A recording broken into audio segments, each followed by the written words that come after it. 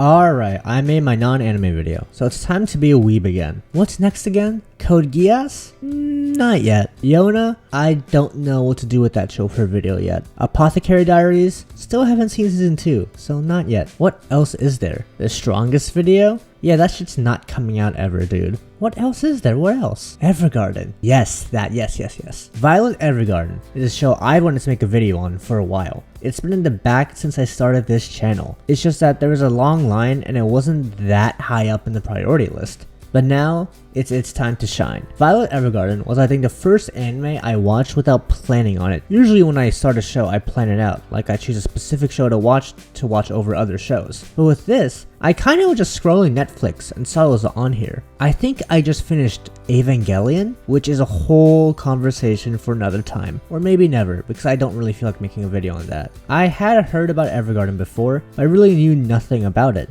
But I heard it was really good, so I was like, yeah, sure, why not? And well, it was really good, man, holy shit. It was an absolutely beautiful story. I think that's the best way to put it. It's beautiful. Every single part was clearly made with so much love and care, and it reflects on everything. If you watch the show without tearing up once, you are not a human being. You're an emotionless android. Hell, I think an emotionless android would still tear up watching this show. It is truly that moving, and it captures the essence of being human. It shows the beauty of humanity. Wait, what? I already made a video with that title? Damn.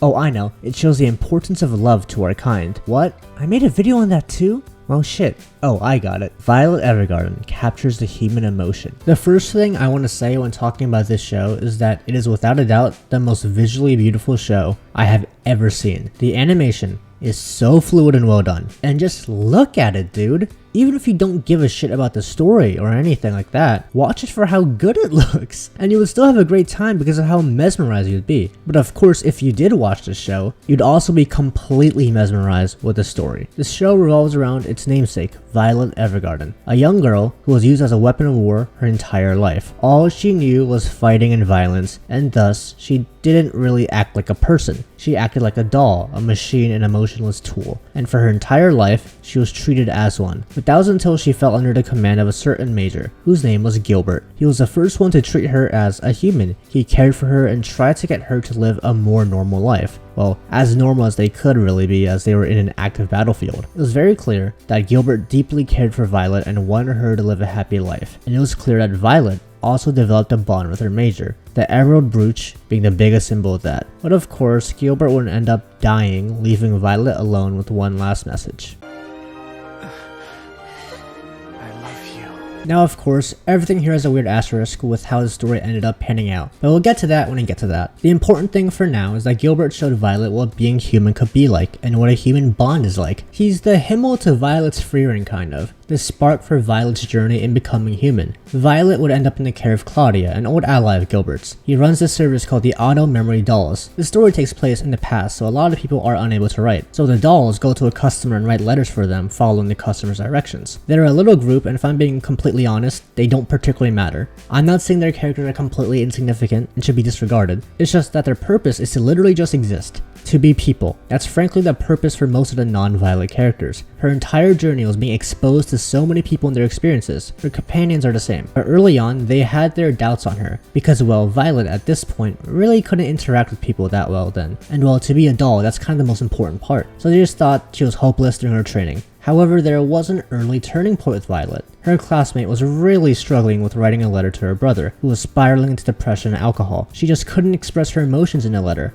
of how grateful she was for everything he had already done, and how she wanted him to get out of the hole he was in. Violet listened, and for the first time effectively was able to help her and communicate that expression. She was able to encapsulate her emotions in one simple phrase: "I'm glad you're still alive." This was Violet's first step into feeling that human emotion, and more importantly, see it and understand it, because she became an auto memory doll to try to understand the meaning of Gilbert's last words to her. And this was the first step in that understanding, because as we will see throughout the show, the ever underlying emotion that we humans have is love. So the first part of this show is fairly slow. The entire show is really, but that's not a bad thing. Neither slow or fast pacing is inherently good or bad. It all depends on the story. Cyberpunk Edgerunners is a blazing fast story, and for most, would be considered way too fast. It glosses over so much stuff with the other characters that in most stories would be more fleshed out. But for that story, it makes sense. It's supposed to represent the life of someone in Night City. There is no time to stop and mourn, or to ask someone about their life. It's constant action with no breaks that is supposed to rip you apart. And well, I think most would agree watching that show gave that feeling. Frieren is a show that likes to take it slow because of what it's supposed to represent. It wants to show all the beautiful little things and experiences we humans have. Our relationships, our adventures, our memories, and so on. So with Violet Evergarden, a show with similar messages and themes, it only makes sense to take it slow. It gets to show the beauty of everything it's trying to say. But as soon as Violet starts traveling as a doll is when her journey is truly underway. And it's funny that the position is called an auto memory doll, because she becomes one to not be a doll-like person. Kind of ironic, isn't it? I'm not gonna go over every single one of Violet's doll experiences in depth because I'm lazy,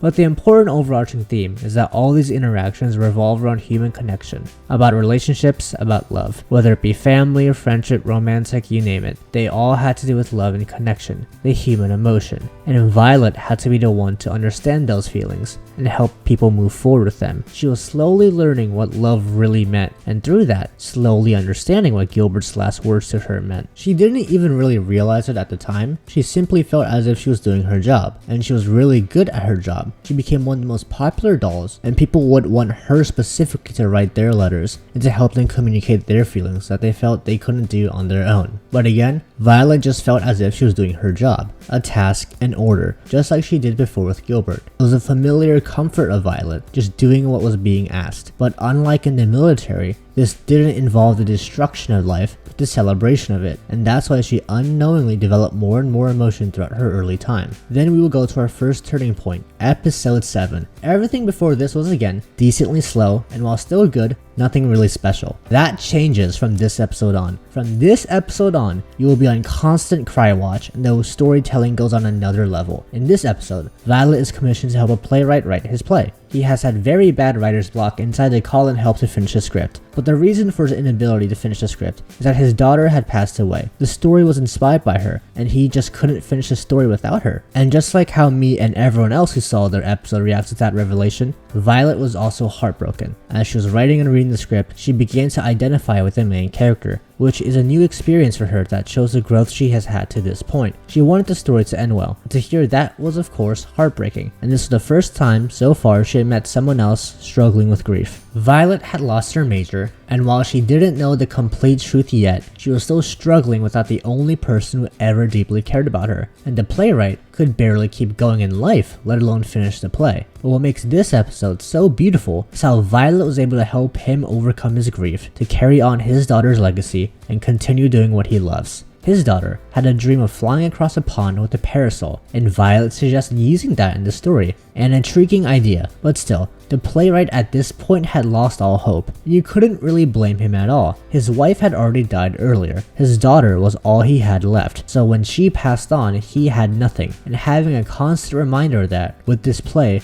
was a nail in the coffin. It was clear at the very start that he was at rock bottom. But despite all of that, and even his lack of hope, Violet still persisted. She decided to reenact that vision. She grabbed the parasol and leaped. Remember when I said this show was the most beautiful thing I've ever seen? Well, this is the best scene in the show. The animation and all the clear love and care put into this scene is so good. The track, the lighting, anything and everything. I could rave on and on about this one scene all day. It's genuinely one of my favorites ever from anything. It is tied with the Shin and Lena scene in the field, and the Spearhead Squadron reunion scene. And you guys know how much I love 86 in those scenes. This is just that good. The playwright seeing his daughter's dream in action and bursting into tears. He saw his daughter's memory live on and still be right by his side, and that reignited his love for everything. If you didn't tear up during the scene, I do not know what to tell you, man. And Violet was the one that was able to show the playwright all the beauty in the world, and that his daughter's legacy lives on, and that even though she may not be here, She still loves him and he still loves her. But Violet's journey was nowhere near done. In fact, this was really the first big step. Before were little steps of seeing people in the world and their interactions, but after that episode, her journey would get fully fleshed out and completed, and the audience would have cried through 10 boxes of tissues, because holy shit, the rest of this show hits like a truck. Multiple trucks actually. The first truck that would hit is when Violet finally found out that Gilbert was most likely dead. Up until now, she had a sort of delusional optimism that he was somehow alive, and that one day she would meet him again and update him on everything that's gone on during her new life. How she has changed and that she finally understood what he said back then. She was going on her journey for this purpose. So when that information that this isn't gonna happen hit her, she fell apart. And again, it has an asterisk on it because of what happens later on. I know, but we'll get to that when we get to that. She grieves and grieves hard. We get a flashback episode to see her memories of Gilbert and to see her experiences in the war. In this episode, we really get to see why Violet was so robotic early on. She was nothing but a weapon for whoever wielded her. She was given to Gilbert by his brother as a kind of joke almost. Gilbert's brother did not see her as a human being, just a weapon to use. But Gilbert was the only one who ever saw her as more than that. He again took her under his care, taught her the essential skills in life, and most importantly, did his very best to get her to see herself as more than just a tool, and that despite her actions, she has contributed a lot of good in the world. It was him and him only that took any interest in her as a human being, so it makes perfect sense that Violet's everything revolves around Gilbert even during her work as a doll. But now, with her knowing he's gone and not coming back, her worldview was being challenged, and she didn't know how to deal with it. In addition, this reminded her of her past as a weapon of mass destruction that killed without any emotion or remorse. She took so many lives away from people and brought so much devastation to their families. She now knows how much people can love each other and how much loss can impact people. She now knows all the blood on her hands, and she no longer has Gilbert to guide her through this. So she's flooded with so much emotion for the first time in her life, completely alone. And she just doesn't know how to deal with it and locks herself out from everyone in the world. She decided to quit her job as a doll. As if Gilbert is really dead, she didn't feel like she had a reason to keep doing it. And she didn't feel worthy of doing it either with all the lives she has taken. How could she possibly be the one to help people love if she's killed in cold blood so many times? But right before she was about to quit, she helped deliver some letters through the mail. Despite it being late at night, the mailman went ahead and wanted to deliver all these letters because of how important they are. Each one of these is someone's precious memory and feelings. And every letter deserves to be delivered. And it's here that Violet remembers the essence of what she does. Why what she does is so very important. She carries on people's memories and helps people love. And she realizes she has helped people so much already, helping them figure out their feelings, helping them overcome life's many obstacles, and helping them become better as a human being. She finally sees a new outlook in life that doesn't revolve around Gilbert completely. Being an auto memory doll allows her to help people and carry on Gilbert's legacy of what he had done for her. To have other people tell their loved ones that they love them. And the people around Violet show how grateful they are for her. They worry for her and celebrate her. No longer is she seen just as a tool. She's seen as a person.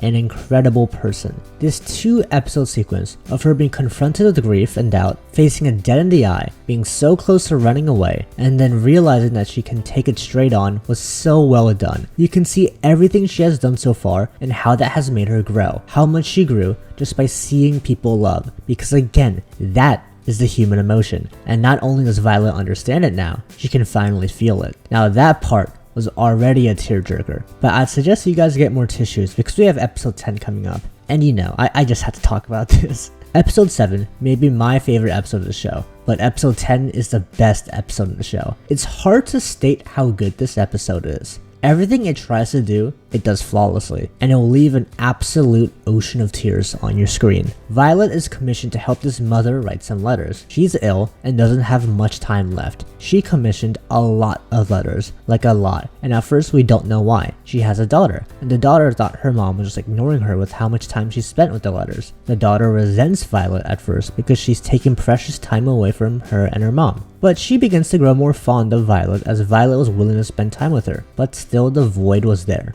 And the daughter knew that very soon her mom would die and she'd be left all alone. And it took a lot out of me to write this part of the script because holy fuck was this episode sad. The daughter finally broke down, begging her mom to spend time with her, and it was Violet that was the one to console her. The person who once couldn't express an ounce of emotion or read them at all was the one who was able to console a young child with the fact that her mother was going to die and there was nothing she could do. And the fact that this is a short show. This is only episode 10 and the progression seems earned and natural is one of the most impressive feats for a character I've ever seen. But we're not done, because of course the letters that were commissioned were a lifetime of letters written by the mother for her daughter. Knowing she wouldn't be there for all her daughter's important life moments, she wrote dozens of letters for her daughter to read as she grows up. While it seemed like she was wasting her last moments of life, she was in fact maximizing it to give her daughter more time with her long past her death. The way this was revealed with a time lapse of the daughter's future life with the letters playing over them, Jesus Christ. My little heart, it can't take it. I can't take it. If you did not tear it up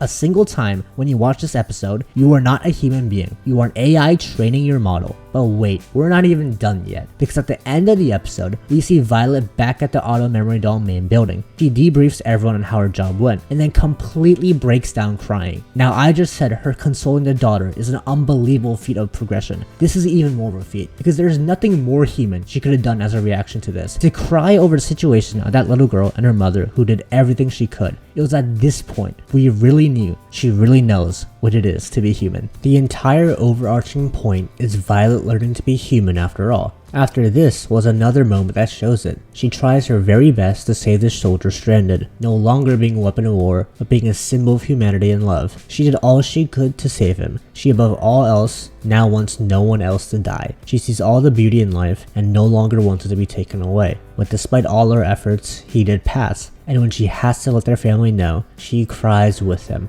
Again, showing how at this point, she is as human as anyone, and finally knows what Gilbert said to her. But there was one person who had doubted her every move, and would not see her more than the killing machine she once was. Gilbert's brother Dietfried. He saw firsthand the absolute stone-cold emotionless killer she once was. He was the one who gave her to Gilbert. He was the one who saw her in less of a light than anyone, and he did not believe for a second she could change. He grieves his brother's death and resents that she is still here, but even he changed his mind. Violet along with Dietfried fought off a remnant of war, and Dietfried was shocked to see that Violet now refused to kill no matter what. Seeing that, he finally sees that his brother was right to care for her so much, and that she is human. So after the train fight scene, which side note was pretty good, but I didn't really want an action scene in the show at this point. It was good though, so I won't bitch about it. Dietfried orders Violet to live, and Violet says,